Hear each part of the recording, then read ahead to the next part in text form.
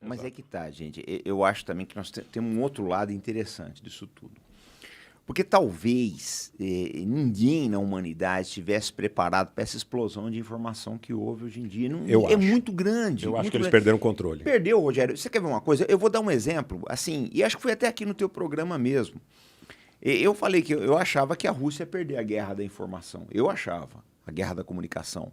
Mas ela não perdeu, está empatado, porque entrou um fator aí fora de série que é o Telegram. E mesmo o Rumble que está crescendo agora, você aperta de um lado, o YouTube aperta. Você vê aquele negócio, aquela carta que nós recebemos, não teve muita... Sim, não teve repercussão. Não, nós não mudamos a linha de trabalho, nem você, nem eu. Não aconteceu sanção nenhuma. E não aconteceu porque eles perceberam o seguinte, falou, cara, se a gente fizesse sancionar esses caras...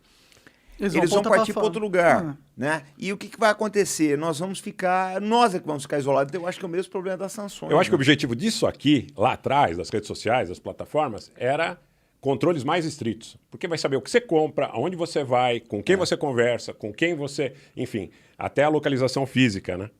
Agora, foi um feitiço que virou contra o feiticeiro. Foi. Porque você tem aqui o gênio saiu da garrafa.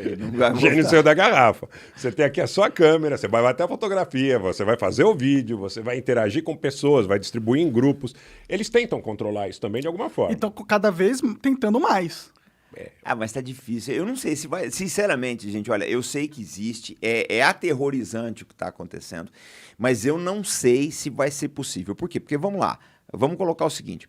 Eu acho que existia, até essa guerra da Ucrânia, esse pessoal estava com muita força. Sim. Tá? Eles trancaram todo mundo em casa, gente, Sim. pelo amor de Foi Deus. o que eu pensei. As redes sociais trancaram todo mundo em casa. Foi o que eu pensei. Só que eu acho assim, a imprensa se contaminou muito com essa história do fique em casa. A imprensa e alguns políticos. Tem gente aqui, não vou citar nome, mas tem gente aqui no estado de São Paulo que ficou queimado pra caramba. Então, o que aconteceu? Eu acho que quando veio essa história da Ucrânia toda, tá, que tirou muito o poder, porque, na verdade, o que está acontecendo? Hoje, a Rússia, hoje eu estava vindo aqui no caminho, eu estava ouvindo no rádio, eles multaram o Google em 300 bilhões. O Google não vai pagar isso daí na Rússia, é lógico, mas já é um precedente. Outros países vão partir para isso. Então eu acho que essa turma está na defensiva. Eu não sei se eles vão ter força para manter isso por muito tempo. Não, eu espero que não, eu torço que não. Mas aquela coisa que você falou do medo, tá funcionando. Tá. Mas funciona, Monark, porque pensa no seguinte, aqui no Brasil nós tivemos alguns exemplos, eu não vou citar nominalmente, mas nós tivemos alguns exemplos de pessoas que foram sancionadas. Nós tivemos pessoas que... Existem aí os famosos fact-checkers, né? Que tem uma força extraordinária, que ninguém sabe quem financia, que ninguém sabe de onde vem, que ninguém controla, mas que tem apoio, muitas vezes trabalha vamos ser muito franco, em tabelinha com a grande mídia. Ah, sim. Com a mídia hegemônica. E com os bilionários. E com os bilionários. Então, o que acontece com algumas ONGs? O que acontece? Quando as pessoas percebem que aquele que se insurge é sancionado, e que é como se acontecesse o seguinte, o comandante recebeu uma sanção, eu sou amigo dele. No momento em que ele recebe a sanção, eu me afasto dele. Eu falo, porra, não vou me meter com esse cara, senão vai sobrar para mim também. Tá? Eles percebem que, de alguma forma, ainda não existe uma força na sociedade para que, quando um seja sancionado, todos se insurjam e digam, né? Aquele, como é que é? Ninguém solta a mão de ninguém. Sim.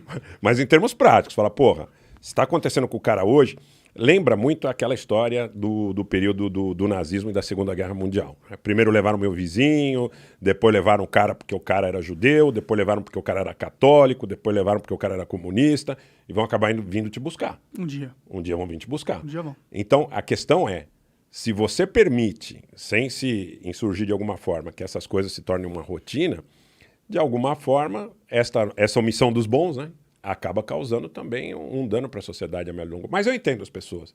Porque também é uma questão até de instinto de sobrevivência. Sim, sim. Ninguém quer. Pô, tanto de influenciador que eu conheço aí que às vezes apoia pautas de uma ideologia que ele nem acredita, mas ele sabe que se ele apoiar, ele vai estar protegido. Porque ele sabe que quem está no controle do cancelamento é essa ideologia. E aí ele apoia ela. E isso é ruim de dois jeitos, porque não é só que ele está ficando quieto. Ele, para se defender, tá apoiando o movimento de censura na esperança de não ser o censurado. Exato. Winston Churchill já falava isso. Todo mundo alimenta o crocodilo com a esperança de ser devorado por último, né? Mas eu penso dessa forma, Monark. Eu acho que esse negócio não vai funcionar. Eu acho que essa turma mais cedo ou mais tarde vai cair. Sabe por quê? Porque as ideias são ruins. É a mesma coisa que está acontecendo com a Europa. Por exemplo, eles vieram com essa ideia de energia verde, SG, essas coisas no papel são as coisas mais bonitas do mundo. Na prática, elas simplesmente não funcionam. A primeira coisa que eles fizeram agora, quando estourou essa crise toda, foi jogar ESG para cima aí, energia verde, e falar, vamos queimar carvão, que senão nós vamos morrer de A frio. Hungria proibiu a exportação de madeira, porque eles sabem que eles podem precisar daquela madeira para aquecimento no Pode inverno. crer. Exatamente. Então, eu vejo que realmente essas ideias, elas são ideias que o fundamento principal é a narrativa. A ESG, por exemplo, ela é gêmea univitelina do combate à corrupção, da questão da defesa dos direitos humanos, que é sempre seletiva, né? Os direitos humanos dos kosovares valiam. O direito humano do armênio do Nagorno-Karabakh em 2020 não valia. Pode crer. Tu é armênio. Eu sou descendente de armênios. Então, quer dizer, eu vi de perto. Eu conversava naquele momento, inclusive foi um dos momentos em que eu mais me aprofundei nessa análise de o que acontece, por que acontece, quem é responsável por isso. É um Estado que luta contra o outro. E naquele momento eu já percebia, conversando com diplomatas, com militares, com políticos, e eles me diziam o seguinte, olha, isso é uma guerra das mineradoras e das petrolíferas. Não é uma guerra de um Estado nacional contra o outro. Aqui existe uma série de interesses que podem ser patrocinados por Estados, mas não são interesses desses Estados. São interesses que, de alguma forma, encontraram alguma permeabilidade dentro do Estado, entraram na gerência do Ministério da Defesa, do Serviço de Inteligência, enfim, e conseguiram, de alguma forma, atingir seus objetivos.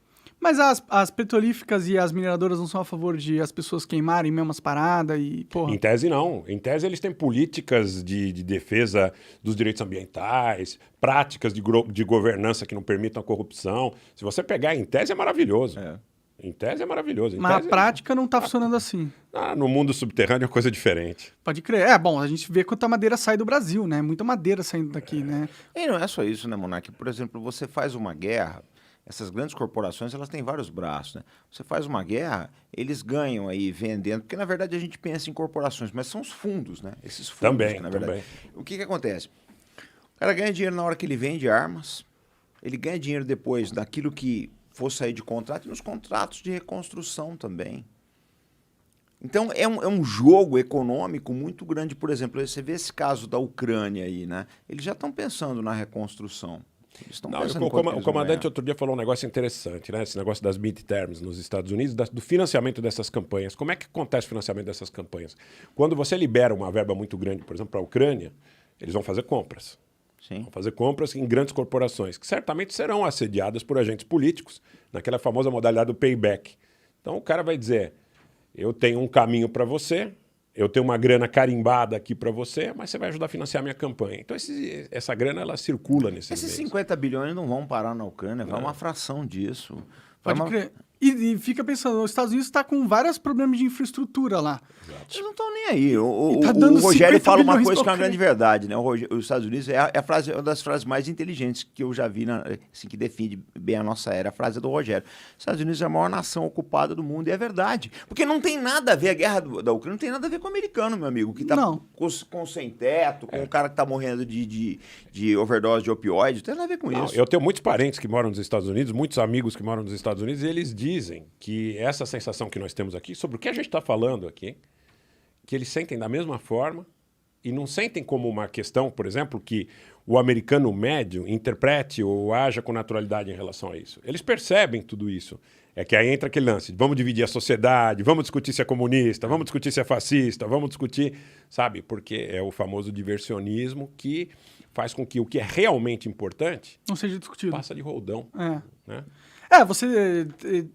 Você separar as pessoas e criar identidades que são opostas, sendo que elas nem são. Todo mundo ser humano, todo mundo quer a mesma coisa, todo mundo quer uma vida tranquila, comer, poder ver a tecnologia, falar com seus amigos, é isso que todo mundo legal, quer. Comer legal. Mas aí você separa as pessoas. Não, essa pessoa é de direita, essa pessoa é de esquerda, logo vocês são inimigos, briguem entre si e deixa que eu te roubo aqui sem você ver. A ideia é exatamente essa. Porque você quer ver um negócio? Vamos pegar... assim, isso já vem da época do Império Romano, dividir para governar, né? Você joga um contra o outro e você faz o que você quer. Nenhum governo tá bom, porque eu vejo assim, eu vejo o pessoal falando, não, porque essas corporações, o Jorge Soros, eles favorecem a esquerda, etc.